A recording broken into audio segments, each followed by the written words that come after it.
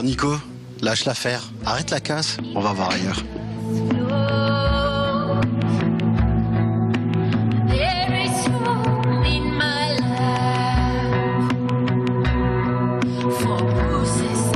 Cédric Laxner. Comment ça va Cédric? Salut, ça va et toi? Très bien, ça fait quoi?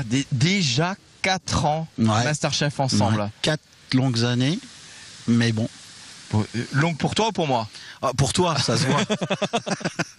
Bon, il y a une vie alors après Masterchef quand même. Ouais, la preuve, il y a une vie, tu vois, ici, c'est bien, hein, un petit golf sympa, des étendues vertes comme ça.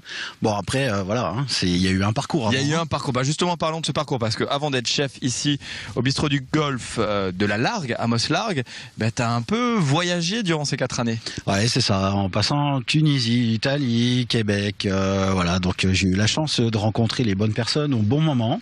Suite à l'émission, hein, ça ouvre quand même pas mal de portes. Et puis voilà, donc après on est parti sur la Tunisie, faire les premières armes en tant que chef directement. L'Italie, à Gênes, chez El Gouffo. Et après, voilà, cuisine instinctive. Et 7500 km plus loin, le Québec. Le Québec, justement, une aventure de dingue là-bas. Ouais, une grosse aventure de dingue parce que j'étais un petit peu dans le flou, je savais pas trop ce que j'allais faire. Puis finalement, Pauline Marois, qui est la première ministre du Québec, et donc m'a appelé pour aller travailler pour elle. Elle avait un gros caucus à faire, des choses comme ça. Donc moi j'y suis allé. Par esprit d'aventure et puis de défi aussi. Et donc parallèlement, je me suis occupé aussi d'un restaurant d'hôtel, un des plus gros complexes de Gaspésie. Donc voilà, belle mission. Pour finir, meilleur restaurant de Gaspésie.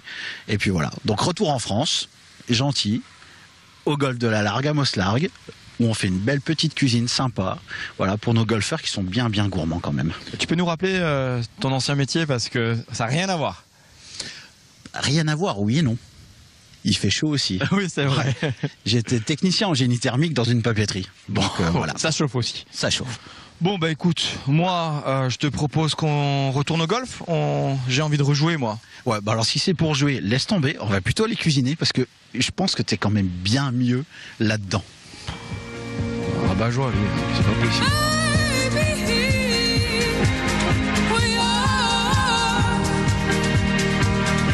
Ça y est, on est en cuisine.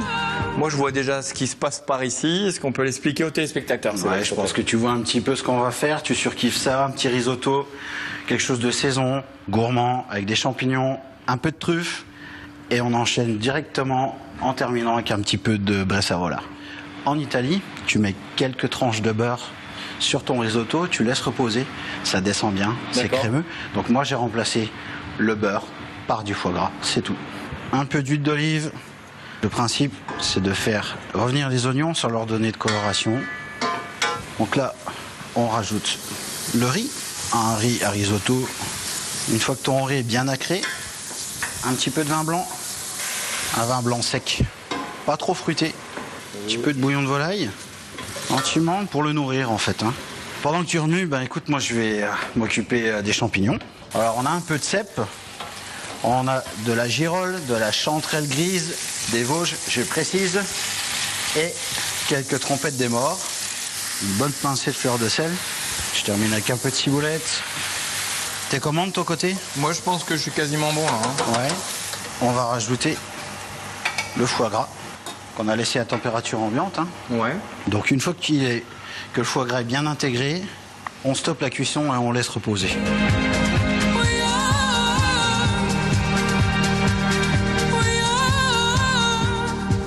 Bah écoute, je te laisse présenter ton plat aux téléspectateurs d'Alsace 20. Alors, un petit risotto, champignons, truffes, bresaola. Cédric, encore toutes mes félicitations. Il va être papa. Bon vent pour la suite. Merci Nico. Et à très vite, hein, promis. À très vite, promis. Les punks, on se retrouve dès demain sur le site alsace20.tv, également sur le site de julienbins.com. Le mot de la fin, tu le connais. Et surtout, ne soyez pas sages.